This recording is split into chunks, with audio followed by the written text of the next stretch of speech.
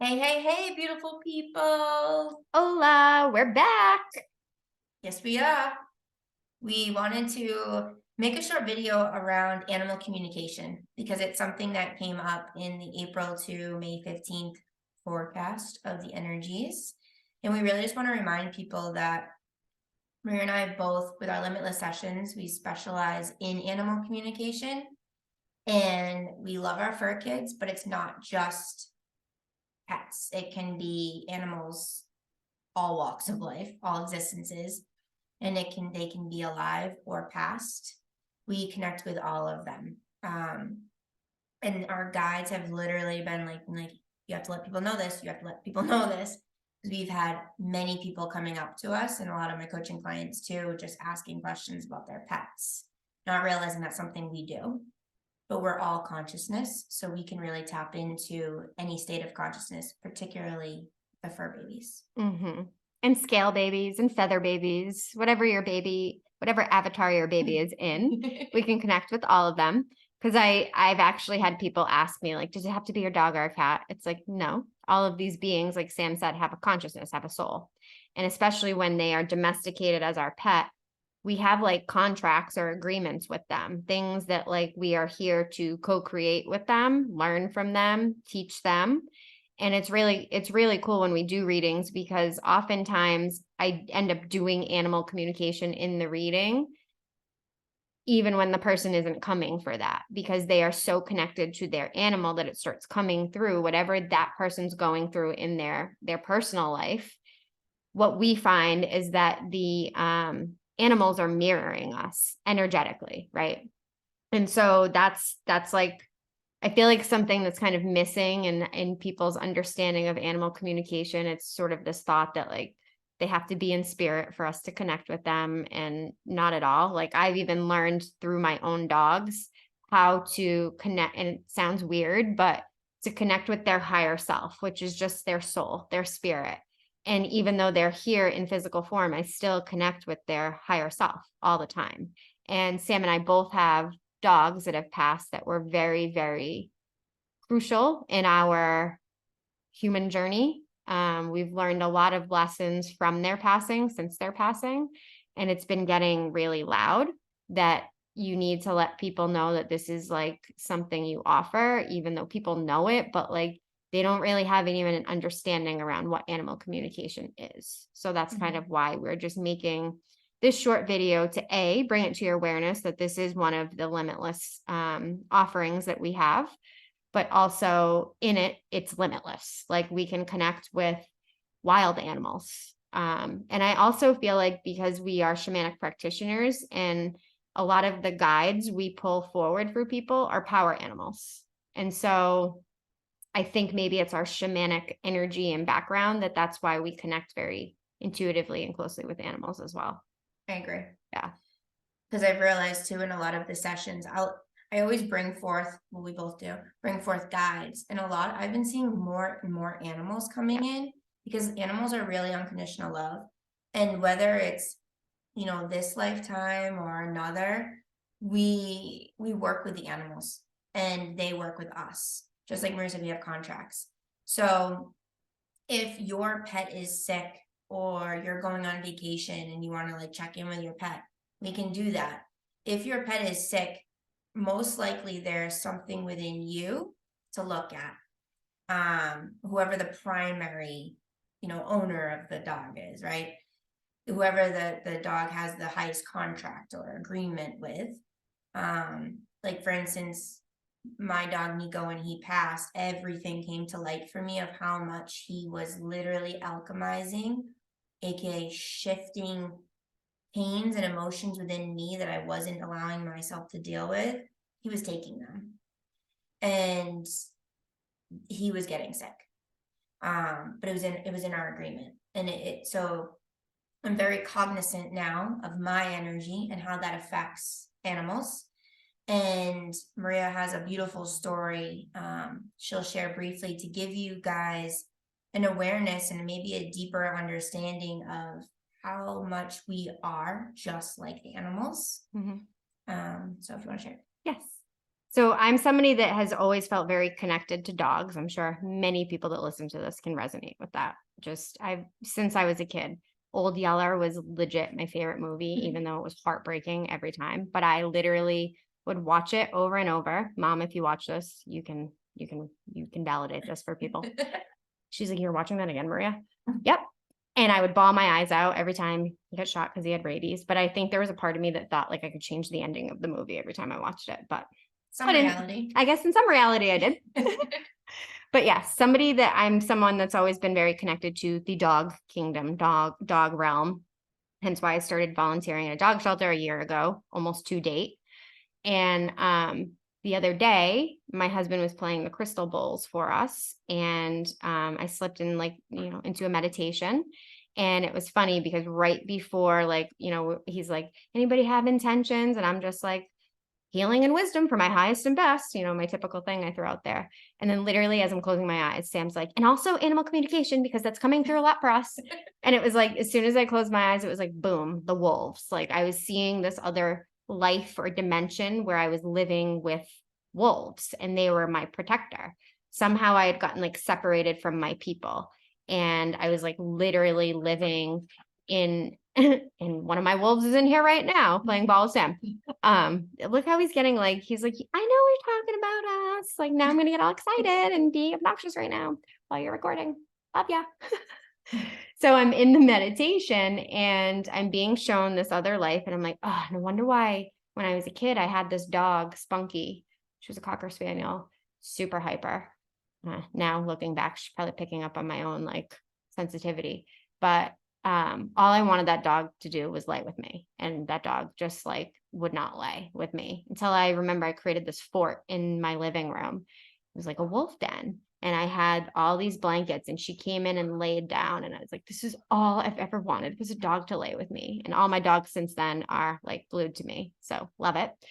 But I'm being shown this other dimension of literally wolves. Like I'm laying with wolves. Like they're laying on top of me to hide me when a threat was coming. It was like they were my people. And the deeper message and meaning that they were showing me was how they felt safe with me. And normally wolves have a protection around themselves towards humans because they have watched how we are annihilating each other essentially. And we also have been taught to fear wild animals, especially wolves. And so there's that in a 5D land, right? Like we all coexist, we all shapeshift. I'm going to be a wolf today. I'm going to be me today, right? That's the norm. But here in 3D, again, there's separation with the animal kingdom, and there's that survival instinct that is in all of our avatars 100%. So I'm being shown this whole journey of me living with the wolves, and then I'm basically my body is starting to die of what they were telling me was a broken heart because I had lost all my people. And I'm literally laying there and all the wolves are around me, just it was just being, because I was a hospice nurse, it was being in a room where somebody's in their hospital bed and all their people are sobbing.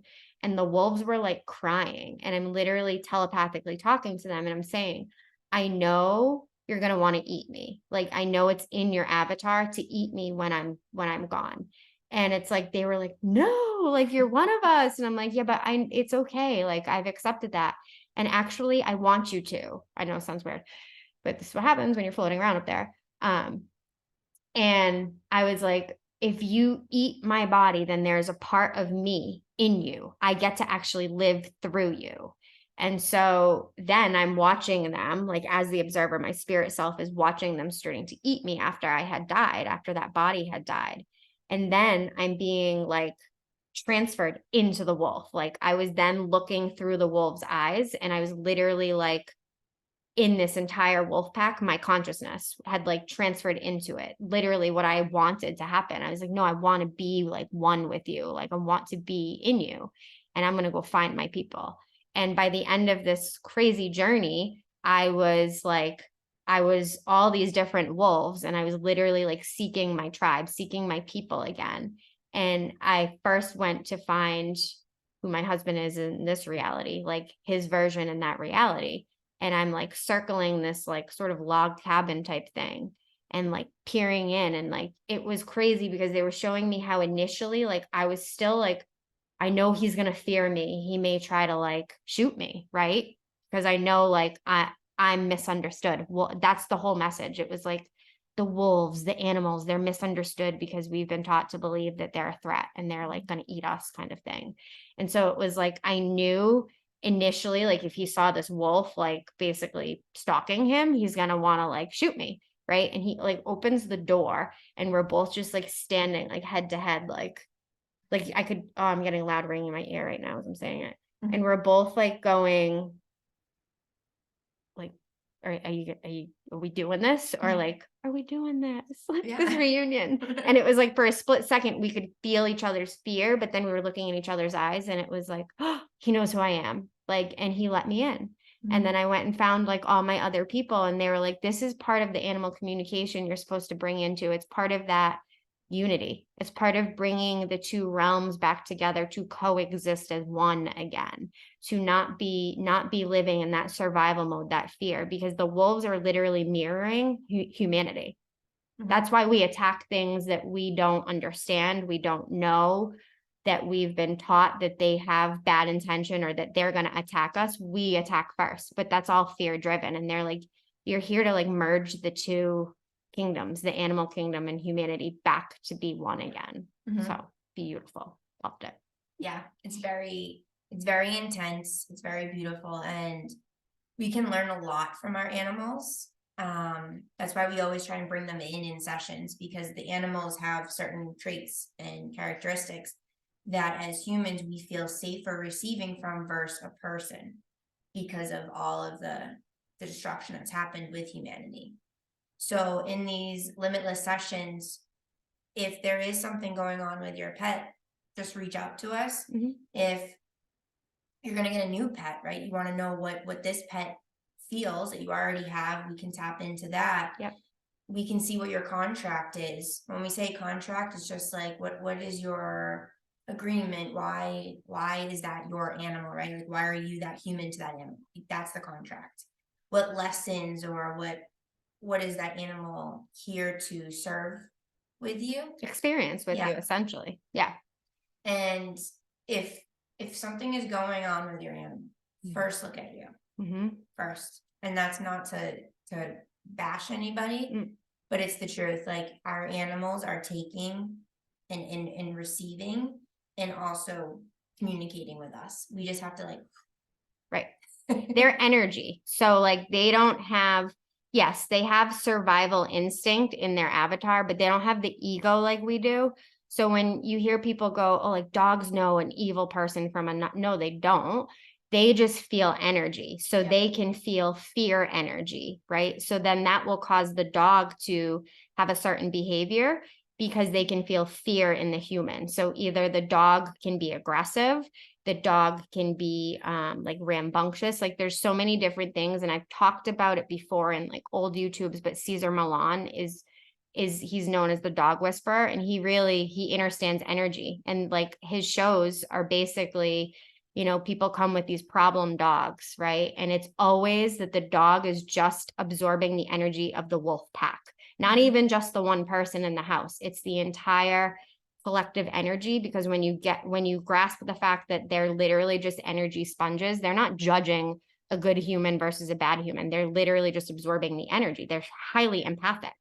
And so they'll mirror us. They'll mirror the energy of the household based on the behaviors, or sometimes their body will. And that was one of the biggest things I learned from my dog Snoop that died. He died of a very, very aggressive cancer.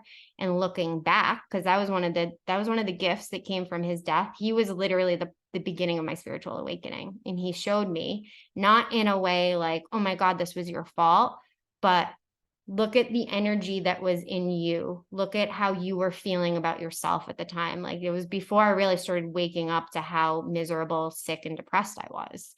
And he had been absorbing that. He was there, but it was part of our contract. Like I had to experience that to know to do better with my dogs now. And now I've really worked with like Bandit's higher self to quote unquote protect him or set boundaries, we'll say, because We as humans start learning how to set boundaries when we understand energy transference, but animals don't know that. Like they think they're literally just here to ground us, right? Like, oh, let me come to you. Like you're uncomfortable, you're sad, let me come sit with you. And I'm not saying don't do that with your animals, but just be aware that like they're absorbing. So like if you are allowing your dog or your bearded dragon or whatever to ground you, right? Just do like a little intention cleansing, like thank them for playing that role, but be like, okay, now please help whatever Bandit. I'm just trying to come up with another name, but please help Bandit release whatever energies don't serve him. Like I appreciate he's here to show me compassion and unconditional love, but he doesn't need to absorb all my stuff. And I've literally worked with his higher self to, in a sense, remove him when I'm going through my shit and feeling it. And it's weird because like he'll look back at me like, I want to sit with you, but like I know that this is what I'm supposed to do. Like this is our agreement because you learned through Snoop, like he literally just absorbed all of your anxiety and eventually it manifested a very aggressive cancer. So this is not to instill fear, but it's just bringing the awareness that we are affecting our pets tremendously. And when people come for a reading, they think it's just something wrong with their dog or their cat or their bird. And it's like when we go in deeper, they're not always maybe willing to hear it because it's always connected to what the human's going through. So if you really want to help your pets, look within and what you're going through because they're just absorbing it. It doesn't mean that something physical can't be wrong. Correct. But we can go and talk to the spirit, to the animal, whatever type of animal it is, to see what is going on. Yep. To help you. Yep. And in the meantime, help you too, because we love our fur babies. Yep. So yeah, we just wanted to share that with you guys that we offer animal communication, and yeah, because we love our fur babies.